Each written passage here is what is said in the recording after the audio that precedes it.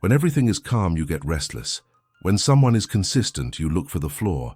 And when you should trust, you're already one step ahead, planning the exit. This isn't caution, it's a state of readiness. You live in a constant state of emotional readiness.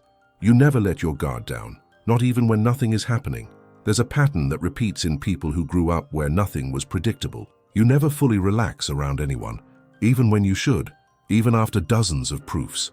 Your internal system stays on, measuring distances, calculating escape routes that no one else sees. Notice what happens when someone shows real interest in knowing you. At first you allow closeness. You talk, share stories, laugh together. But there's an invisible perimeter that person never crosses. You control exactly how far someone enters your life, and that limit doesn't change. No matter how much time passes, no matter how many proofs of trust you receive. And the most dangerous part, you don't do this consciously. You test people constantly, but without knowing you're testing. You analyze every tone of voice looking for hidden irritation. You interpret a 3-minute delay in answering a message as clear disinterest. You read a neutral expression on someone's face as deliberate coldness. Your brain processes every gesture, every word, every silence, seeking confirmation that you were right to keep your distance. And it always finds something. Because when you look for signs that someone will disappoint you, you find them. Important information about you stays locked away. Real fears are never spoken aloud. Vulnerabilities remain stored in a place no one can access. You tell stories, talk about your day, share opinions, but you never give what really matters. The people around you believe they know you, they don't. They only know the edited version you built to be seen. You leave emotionally before anyone has a chance to leave first. It's not dramatic. There's no difficult conversation, no confrontation. You just start showing up less, responding slower, investing less energy, until the distance between you becomes so great that crossing it seems impossible. And the person gives up. And you confirm what you always knew: no one stays long enough. And you do this every day in every relationship, without rest, without noticing the weight you carry trying to predict betrayals that haven't happened yet. But that's not the worst part. The worst part is where this pattern takes you without you realizing. And the place it takes you isn't loneliness. It's something quieter.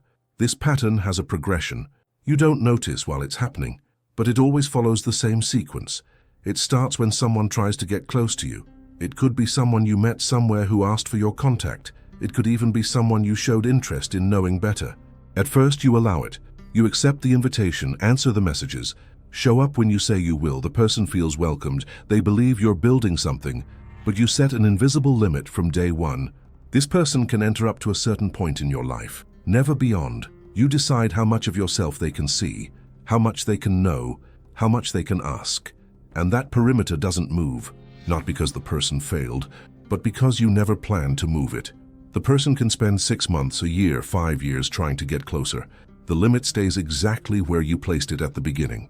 Then comes the testing phase, and here's the problem: you don't decide to test. This isn't a conscious strategy, it's a reflex. You start looking for signs. Did the person take long to answer your message?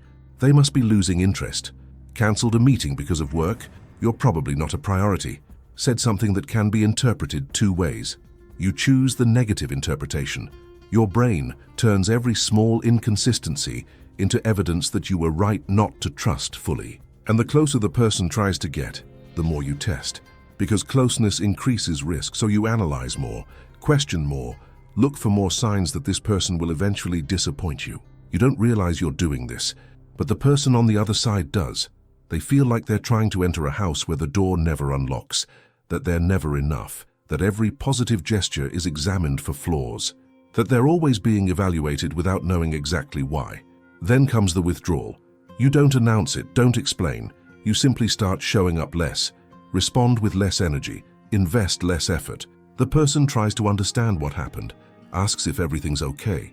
You say yes because everything is okay. You're just doing what you always do, protecting yourself before it's too late. The distance grows gradually, until crossing it requires more effort than the person has available, and they stop trying.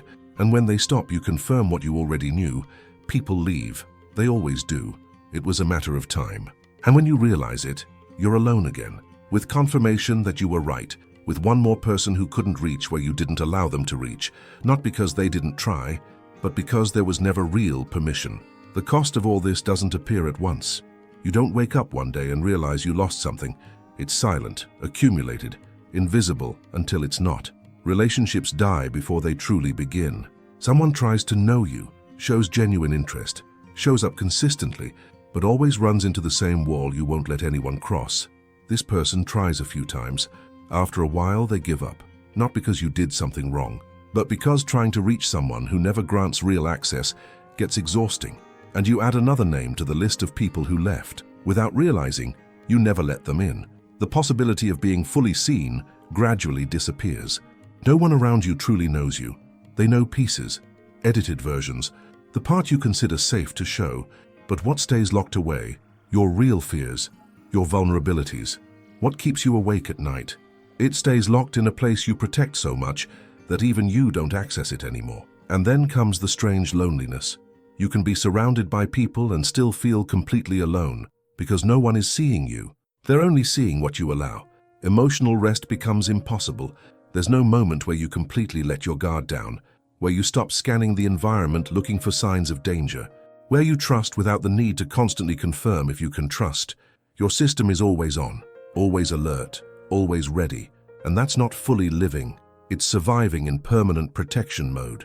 And surviving isn't the same as living. You don't lose people because they leave. You lose them because they never fully arrived. And the hardest part, you know you do this. On some level, you know. You notice when you're pulling away. You notice when you're testing. You notice when you could trust but choose not to risk it. But you keep doing it, because stopping seems more dangerous than continuing. But why does your brain do this? It's not cruelty, it's not a defect, there's a reason. And when you understand it, a lot will start making sense. Your brain learned this. It wasn't a conscious choice about how you would function in the world. It was automatic learning, based on what you lived through while you were still forming. When you were a child, your brain was learning patterns all the time. How the world works, how people act, what's safe, what's dangerous. It did this by observing repeatedly, and it coded these observations as internal rules you would use for the rest of your life. If what you saw was predictability, your brain learned, the world has order, people are consistent, you can relax. But if what you saw was chaos, unpredictability, constant changes without warning, your brain learned something else. It learned that safety doesn't last, that what's fine now can crumble tomorrow, that trusting completely is too risky. You grew up where nothing was guaranteed, where someone important's mood changed without you understanding why. One day everything was fine, the next it wasn't, where promises weren't kept, where the only predictable thing was unpredictability. And your brain, doing exactly its job, calibrated your threat detection system to high sensitivity. Because it had to. You learned to read signs before anyone spoke, to sense change in the air, to notice when something was going to change, even if no one had said anything yet. This wasn't paranoia.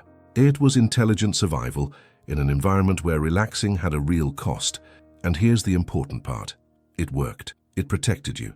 It kept you safe when you needed to be safe. Your brain did exactly what it should have done. It taught you not to let your guard down, because letting your guard down was dangerous, and it was. The problem isn't that your brain learned wrong. The problem is it learned so well that it doesn't turn off. It keeps operating with the same rules it installed when you were 7, 10, 12 years old. It keeps protecting you, as if the danger is still there, as if nothing has changed. Your brain saved you. The problem is it keeps saving you from something that's already passed. Now it makes sense, right? But there's a question that remains. If the danger passed, if the environment changed, if the people around you now are different from those who taught you not to trust, why do you still act like you're on maximum alert? Because old programming doesn't update easily. Your brain doesn't wake up one day and decide, the context changed, so I'll change too. It keeps operating with the rules it learned when it was forming. And it keeps looking for evidence that these rules are still necessary. That's why you notice things other people don't. You notice when someone takes 2 minutes longer to respond, when the tone shifts slightly in a conversation, when someone acts slightly different from usual. You catch these changes because your system was calibrated to detect them, and every time you detect something, your brain registers it as confirmation. See, I still need to stay alert. You interpret neutrality as potential threat, silence as disinterest, tiredness as rejection, not because you want to see it that way, but because there's a constant search for signs that you need to protect yourself. And when you look for those signs, you find them. Always, because they're there, mixed with all the other signs indicating safety. But the system was trained to prioritize the danger ones.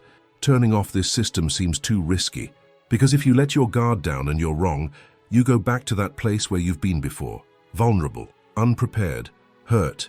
So you keep the system on, even when the people around you are different, even when the environment is safer, even when the risk isn't the same anymore.